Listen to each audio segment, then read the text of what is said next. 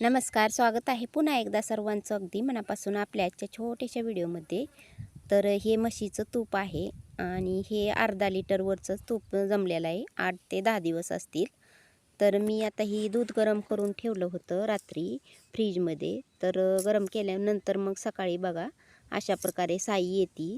आणि आता ही अगोदर मी दही घेतलेलं आहे थोडंसं एका भांड्यात आणि त्याच्यात मी साई टाकून घेते आणि अर्धा ते 1 तास बाहेरच ठेवायचं आणि नंतर फ्रीजमध्ये ठेवायचं हे थोडासा आंबटपणा येईपर्यंत.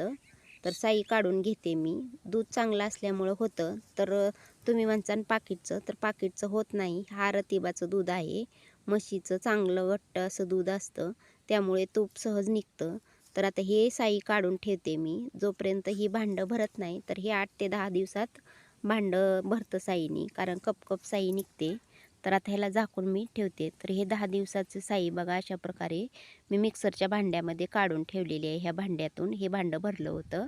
आता ह्याला मी थोडंसं मिक्सरला थोडंसं फिरवून घ्यायचं. जास्त नाही फिरवायचं, फक्त एक अर्धा मिनिटातच होतं हे तूप. कारण दूधच चांगलं आहे, त्यामुळं लोण्याचा गोळा चांगला मस्त असा निघतो. तर इथं बघा अशा प्रकारे मस्त असा लोण्याचा गोळा झालेला आहे. तर आता ह्याला मी एका दुसऱ्या पातेल्यात काढून घेते. म्हणजे कसं आपल्याला चांगलं मस्त असं लोण्याचा गोळा पाणी टाकून काढायला येतो. तर आता ह्या पातेल्यात काढून घेते मी. आणि त्यानंतर मग आता आपण इथं थंड पाणी वापरायचं. यात तुम्ही डेऱ्यातलं वापरा किंवा फ्रीजमधलं. तर मी डेऱ्यातलंच पाणी वापरते, कारण डेऱ्यातलं पाणी थंड असतं. अशा प्रकारे लोण्याचा गोळा चांगला येतो मस्त असा. एवढा चेंडू एवढा येतो हा गोळा.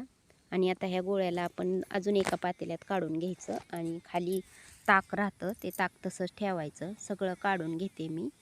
तर इथं छानपैकी असा सगळा गोळा थोडंसं जरी चमच्याने हलवलं किंवा रवीनं हलवलं तरी असा गोळा तयार होतो. तर ही दुसऱ्या पातेल्यात काढून घेते छोट्याच्या, हे ज्याच्यात आपल्याला तूप तयार करायचं आहे ते. तर मस्त असा लोण्याचा गोळा छानपैकी झालेला आहे. आणि आता परत ह्या लोण्याच्या गोळ्याला अजून 2 पाण्याने धुवून घ्यायचं, थंड पाण्याने. म्हणजे त्याच्यातलं जे समजा आंबट तर नाही, पण असेल तर निघून जातं. तर हे 2 पाण्याने धुवून घेतलेलं आहे मी. आणि आता हे ताक आहे. तर ताकात आपण एक्स्ट्राचं पाणी ठेवलं होतं, ते ऑटोमॅटिक वर येतं. ते पाणी काढून टाकायचं आणि मग आपण कढीला वगैरे ते ताक वापरू शकता. आता मी तूप करायला ठेवते. तर गॅस छोटासा करायचा आणि मग थोडासा टाईम लागतो ह्याला. पण दुसरं पण आपण काम करीत बसलं तरी चालतं. आता इथं तुळशीची पानं, तर कारण ही तुळशीच्या पानांनी अजून कुठलं बी छान होतं असं म्हणतात. म्हणून हे तुळशीचे पानं टाकावे लागते तुपात, कारण पहिले पण जुने पण लोक टाकत होते. तर ह्याला थोडासा टाईम लागतो. तर दुसरं आपलं काम आवरेपर्यंत होतं. तर आता इथं या स्टेजला येऊन द्यायचं. तर ह्याला 15-20 मिनटं लागतात ह्या स्टेजला यायला. आता ह्या स्टेजला आल्यानंतर मग आपण तुळशीची पानं टाकायची त्याच्यात आणि इथून पुढं सोडून जायचं नाही इकडं तिकडं. कारण परत मग खालच्या दुधाची जी राळ असते ती करपण्याची शक्यता असते. तर आता गॅस बंद करून ठेवायचा आणि थोडंसं थंड होऊन द्यायचं. एकदम कडकडीत पण नाही गाळणीनं गाळायचं. थोडंसं खाली त्याच्यातली जी राळ असते ती खाली राहून द्यायची आणि तूप वर येतं.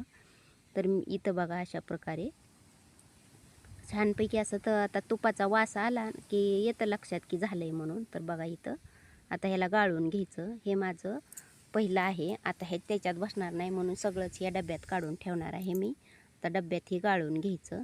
तर छोटासा व्हिडिओ आहे.